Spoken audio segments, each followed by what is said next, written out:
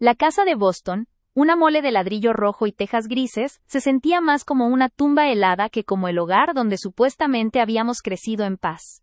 El aroma a cera antigua y a madera pulida no podía disimular la tensión palpable que flotaba en el aire de la biblioteca, un espacio forrado en nogal donde los retratos de generaciones pasadas, incluido el de mi padre, Charles, nos observaban con severidad desde marcos dorados. Éramos una docena de personas reunidas, los tíos, las primas lejanas que solo aparecían para eventos de este calibre, y por supuesto John y yo. Yo, Amelia, la hija menor, siempre la oveja negra, la que vivía de las ideas y no de la contabilidad, ocupaba la silla más alejada de la chimenea, sintiendo sobre mí el peso invisible de los juicios no pronunciados. Mi hermano John, en cambio, se sentaba justo al lado de la pesada mesa de caoba, ostentando la solemnidad del heredero indiscutible. John era el hijo de oro, el que había estudiado finanzas, el que llevaba un traje impecable incluso para llorar a un padre al que en realidad hacía años que solo veía como una chequera perpetua. Yo había sido la que se quedaba, la que intentaba cuidar a papá en sus últimos años de declive, solo para que John se asegurara de que mis esfuerzos nunca fueran suficientes, socavando mi credibilidad a cada paso. El señor Harrison, el abogado de la familia, un hombrecillo seco y pulcro con lentes de montura fina, carraspeó, rompiendo el silencio que se había prolongado por minutos tensos. Abrió la carpeta de cuero negro, y el crujido del papel se sintió como el único sonido audible en toda la mansión. Estamos aquí reunidos, como saben, para la lectura del testamento final y última voluntad de Charles Davenport. El tono de Harrison era clínico, desprovisto de emoción, lo cual irónicamente hacía que la atmósfera se sintiera aún más cargada de sentimientos reprimidos. Los siguientes 20 minutos fueron un monólogo tedioso sobre fideicomisos, propiedades secundarias y cláusulas legales. Yo escuchaba con una resignación amarga. Sabía lo que venía. Charles siempre había delegado todo en John, confiando ciegamente en el buen juicio y la estabilidad de su hijo mayor.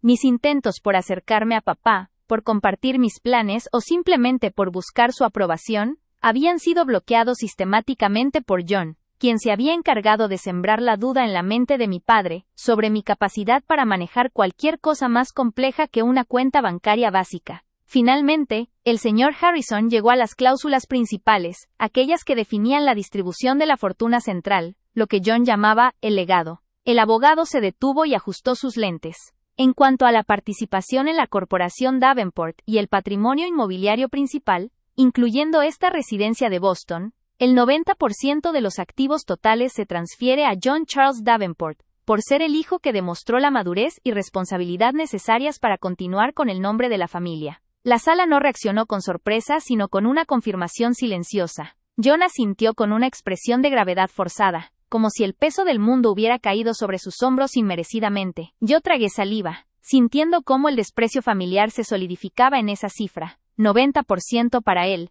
el 10% restante, me dije, sería para los impuestos y un par de sobrinos. El señor Harrison continuó. A Amelia Rose Davenport, su hija menor, se le lega el 10% restante de la fortuna líquida, y específicamente, el piano de Cola Steinway, que se encuentra en la sala de música, el cual era de particular afecto para ella en su infancia. El piano, un objeto que John detestaba y que yo amaba, 10% de las migajas, y un piano que no podía vender porque estaba atado emocionalmente a mis recuerdos de la única época en que fui feliz en esa casa. Era una ofensa disfrazada de generosidad, una bofetada sutil que confirmaba que mi padre me veía como una niña caprichosa, incapaz de manejar dinero o propiedades. La diferencia entre el 90 y el 10% era la medida exacta del desprecio que la familia, dirigida por John, había destilado sobre mí durante años. Sentí un ardor en los ojos, pero me negué a dejar caer una lágrima.